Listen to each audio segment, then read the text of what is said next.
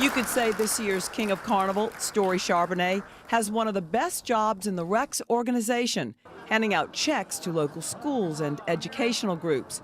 As chairman of Rex's Pro Bono Publico Foundation, he's led the effort, which has distributed more than $8 million to local schools since Hurricane Katrina. The Rex organization has become synonymous with giving back to the community, and I think that is that's a spectacular thing, and I think that the challenge that we have in the Rex organization is to expand people's knowledge and understanding of the Pro Bono Publico Foundation. Charbonnet is a Jesuit high school graduate who earned his degree at the University of Virginia, then moved to Atlanta to work in investment banking. That's where he met his future wife, Ann Lynn. They married and after 5 years moved back to New Orleans, where Storey's a partner at the Johnson & Rice brokerage and investment firm.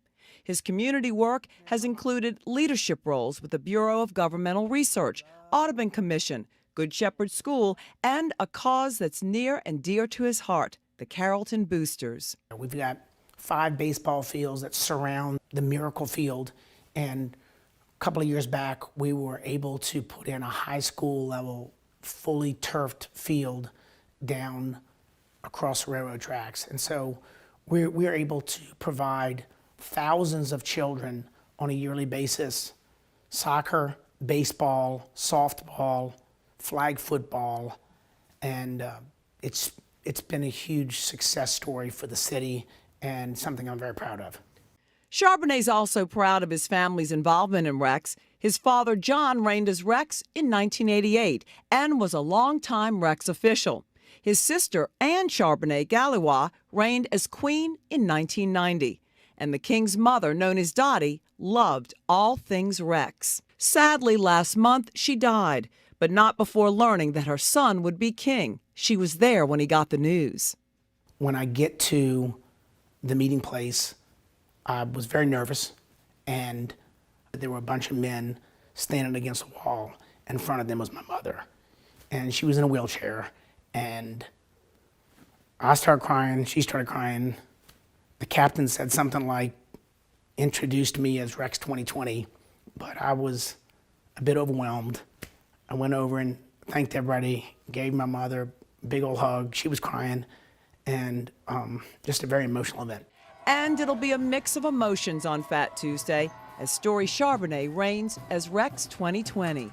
I'm most looking forward to spending Mardi Gras Day and the entire Mardi Gras season with the Queen of Carnival. Queen Sarah currently goes to the University of Virginia, where I graduated from, and I think that's very special. The Queen of Carnival, Sarah Eleanor Lane, is the daughter of Mr. and Mrs. Harry Merritt Lane III, known as Merritt. She's a Newman graduate who learned she'd be Queen of Carnival last year while her parents visited her at UVA. We were about to go out to dinner, and my dad passed me a PowerPoint on his computer with family history and pictures of Mardi Gras, and I was so confused because I just really wasn't expecting it. I wasn't catching on. So it really took him looking at me in the eye and saying, "Sarah, you're going to be the next Queen of Carnival," for me to really understand what was happening.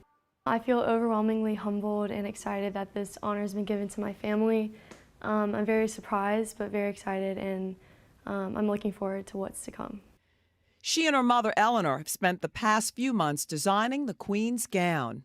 We had an idea of having a very organic dress with more three-dimensional flowers like dogwoods and magnolias. So it's been really special being able to get to see the making of the dress. It's probably been one of my favorite parts so far. Her family's Rex history includes great-grandfather Joseph Merrick Jones, who was Rex 1958. Several aunts and cousins have also been honored as queen. I always looked up to the past queens when I was a child, but I never would have guessed that it would have been me one day. But Mardi Gras has always played an integral part of my life. New Orleans has such a unique culture, and we're so lucky to have something so special to bring us back every year. And I hope everyone has an amazing Carnival season. Meg Farris, Eyewitness News.